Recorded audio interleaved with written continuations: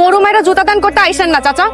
এই থামে থাম থাম থাম, তুমি বাসা ছেড়ে চলে যাইতেছো? কপালে যা আছে তাই হয়েছে। আমি যাই একটু তোমার সাথে। না না, আম্মা দেখলে অনেক রাগ করবে। ওনারা অনেক দূরে, দেখবে না, আমি চাই না তোমার সাথে। তুমি অন্য একটা রিক্সা নিয়ে আসো। ছোঁয়া, আমি তোমাকে ভালোবাসি, তোমার এই বিপদে তোমাকে একটু হেল্প করতে পারতেছি না, সাথে অন্তত যাই না প্লিজ। এই গ্রাম, এই বাড়ি ছেড়ে যেতে আমার খুব কষ্ট হচ্ছে। আবির, যার বাপ নাই তার এই পৃথিবীতে কেউ নাই। আমি আছি তোমার সাথে সবসময়, নিজেকে কখনো একা ভাববা না। তো আমি একটা জিনিস বুঝলাম না, এত বড় ব্যবসায়ী আমার টাকা দিব কেন? কেন বুঝলা না? উনি ওনার মেয়েরে তোমার সাথে বিয়ে দিতে চায়। আরে আমাকে বিয়ার সময় উনি আসছিল, তখন থেকে তোমার পছন্দ করে রাখছে। আমি এখন বিয়ে সাথে করতে পারবো না। আরে কই যা, ভাত শেষ করে যা। কত বড় বেয়াদব তোমার ছেলে। সব ঠিক হয়ে যাবে। কসুটুকে কেন এভাবে উঠে গেছে তুমি জানো? কেন? তোমার পোলা প্রেম করে, পড়ালেখা করে, তার লগে আরেকটা মেয়ে আছে, একই লগে পড়ে দুইজন। চাচা, আমার কাছে কয়েকটা সাবান আছে, একটু দেখবেন? খুবই ভালো সাবান, একবার দেখে নেন।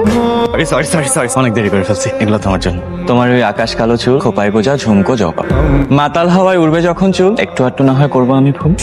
একটু ভুল করবা তো কি ভুল করবেন আপনি? আচ্ছা, আজকে আমি উঠি, সারা দিন বাইরে ছিলাম, ক্লান্ত লাগতেছে। আচ্ছা শোনো, এই টাকাটা রাখো। কিসের টাকা? না না, আমি টাকা রাখতে পারবো না। টাকাটা রাখো তো প্লিজ। টাকা তুমি কোথায় পেতে? টিউশনের বেতন পাইছি আজকে। পুরোটাই কি দিয়ে দিলে? তুমি চলবে কি করে? আমার চলা নিয়ে তোমাকে ভাবতে হবে। তুমি কিসের ভিতর দিয়ে যাচ্ছ সেটা আমি জানি, টাকাটা তোমার বেশি করে। বাবা কি হলো? আসসালামু আলাইকুম। আপা, উনি ওনার মেয়ের জামার জন্য একটা জমি কিনবো, ওই জমিটা মেয়ের জামাই উপহার দিব। আমগো দক্ষিণ পাড়ায় 2 বিঘা জমি আছে না, ওই জমিটা উনি দেখতে আসছে। তোমাদের মাস্টার্স পরীক্ষা ওইটা আরো পরে। অবশ্য ফেল করলে কোনো সমস্যা নাই, আমার তো অঢেল সম্পদ, পাবে তো এই একমাত্র মেয়ে আর মেয়ের জামাই। ওনারে তো চিনলাম না। ওনার মেয়ের সাথে তো তোমার বিয়ে ঠিক হয়েছে। তোমার পোলারে ডাকো। থাকবো কেন যা ফয়সালা আজকে হইব। ডাকো রে। এই আবিরের বাচ্চা বাইরো। বাবা আমি বিয়ে করবো না। কেন করবি না? খারাপ কিসে? ওর বাবা কত কষ্ট কইরা মুদির দোকানদারি করে তোর বড় করছে, সেই সব চিন্তা আছে তো? ছোট্ট একটা দোকান আমার, তেমন চলেই না। যদি ওনার সহযোগিতায় বড় বাজার একটা দোকান নিতে পারি, তাহলে লাভটা কার হইব?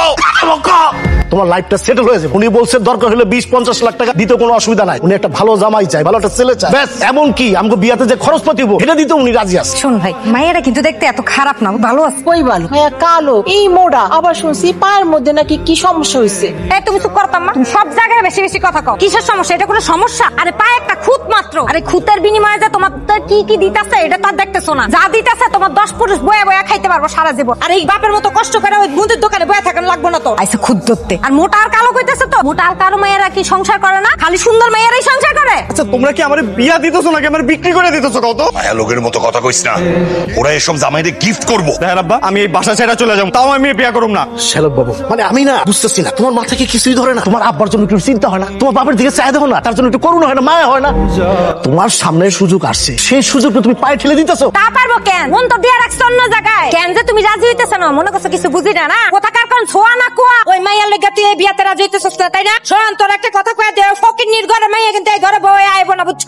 এই মেয়ের বিয়া করলে সারা জীবন এই মেয়ের ফ্যামিলি টানতে টানতে তুই শেষ হয়ে যাবে। তোমার মতো বোন পাওয়ার থেকে তিমও ভালো আছিল। তখন তার ভালো লাগবে না, ভালো চাইতো, এই জন্য এমন করো। এই পোলাটারে নিয়ে আমি এখন কি যে করি? আপনি কোনো চিন্তা করেন না, যেই গাছ যত শক্ত সেই গাছ ভাঙে তত তাড়াতাড়ি। কি হলো, তুমি খালি পায়ে হাঁটতেছো কেন? পায়ে কি হয়েছে? তাই কিছু হয় না, আমার স্যান্ডেল ছিঁড়ে গেছে। না এটা পড়ো। না না, পরে তুমি বাসায় যাবা কি করে? আর বাবা, মুচির কাছে যে তোমারটা ঠিক করানো পর্যন্ত এটা পড়ো। যে গরম পড়ছে, তুমি এভাবে খালি পায়ে হাঁটলে তো পায়ের চামড়া ঝলসে যাবে। যার পুরো জীবনটাই ঝলসায় গেছে, তার পা ঝলসে কি বাসা যাবে? কি হয়েছে মানে আজকে হয়েছে কিছু? আমি আর কুলাইতে পারতেছি না, বিশ্বাস করো। সেলস রিপ্রেজেন্টেটিভের একটা চাকরি করি, কোনো ইনকামই হয়। এসব জিনিস বিক্রি করতে গেলে কেউ কিনতেও চায় না। ওটা আমার আর কথা শুনে দেয়। টিউশন করে কয় টাকা ইনকাম বলো? আমি তো আছি, তাই না? আমার কয়দিন দেখো।